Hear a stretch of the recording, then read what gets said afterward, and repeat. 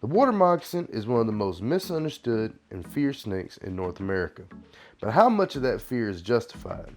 Today, we're going to be diving into the murky world of this fascinating reptile to uncover the truth behind its reputation.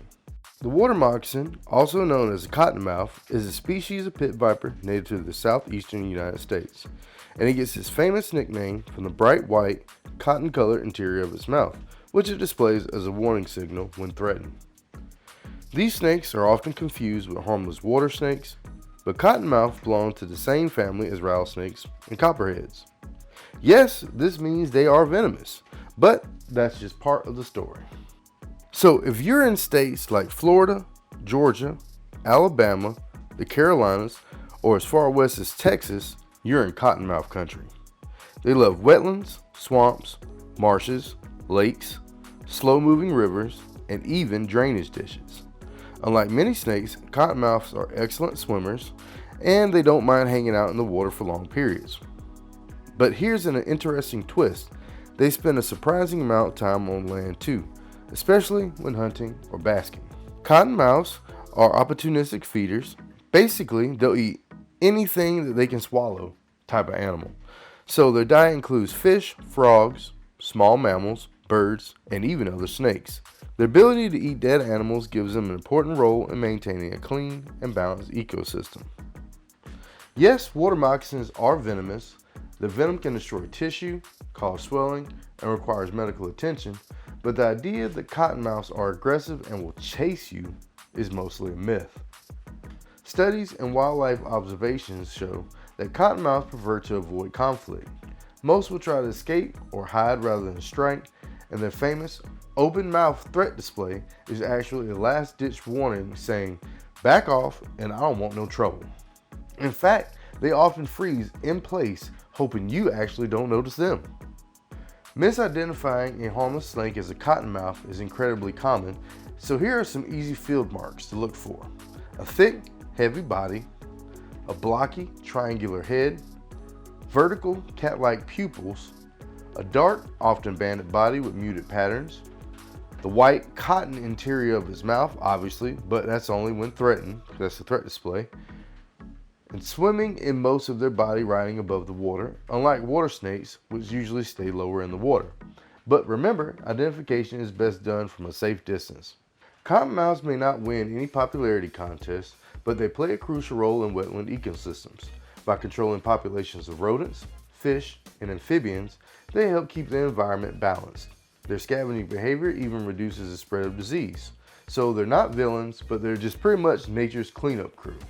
So let's talk about why people are so afraid of them.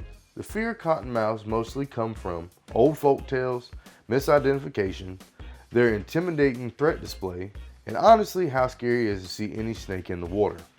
But when you replace the fear with understanding, the cottonmouth becomes less of a nightmare creature and more of a powerful survivor adapted perfectly to wetland life. So what to do if you encounter one?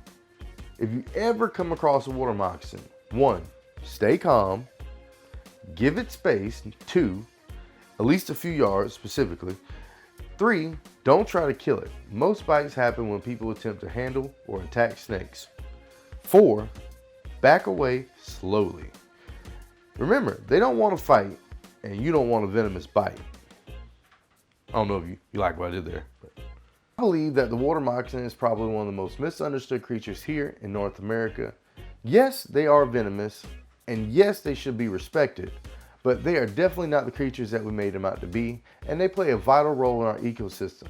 So next time you see one, make sure you stay away from them and admire them from afar, and everything will be okay.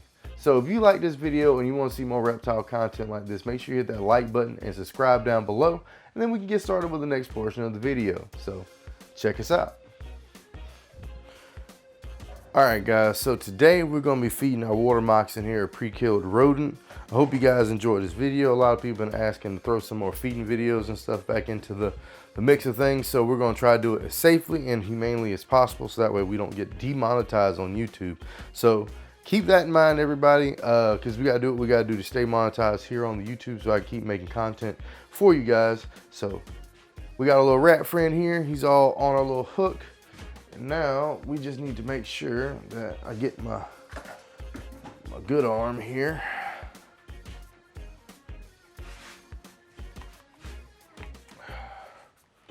So we can get him in here safely.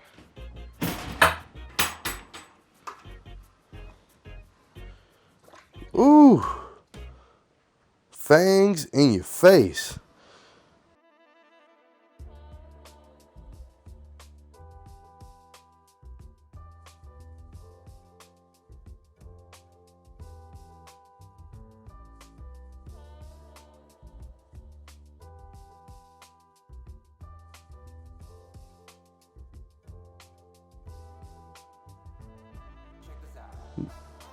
That's what I'm talking about.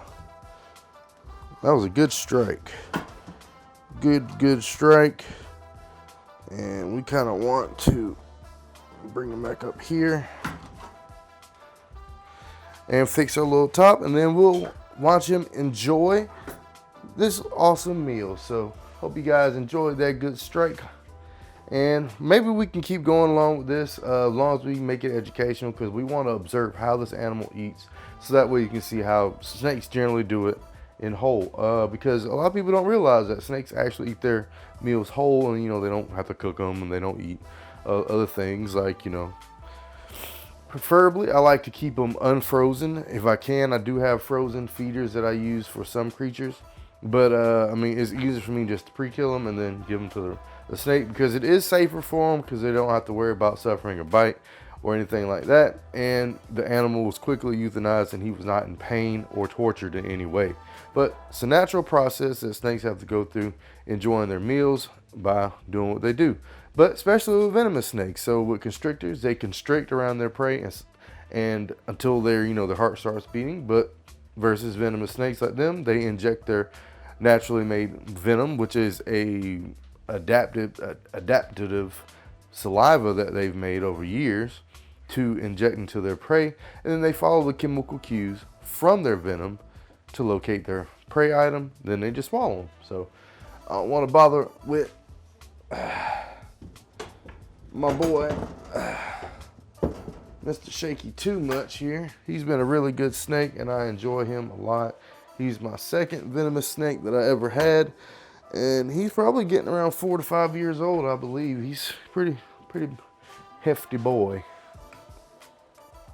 So let's time lapse this thing on out, and I hope you guys enjoyed the whole video learning about the water moccasin, aka the cottonmouth.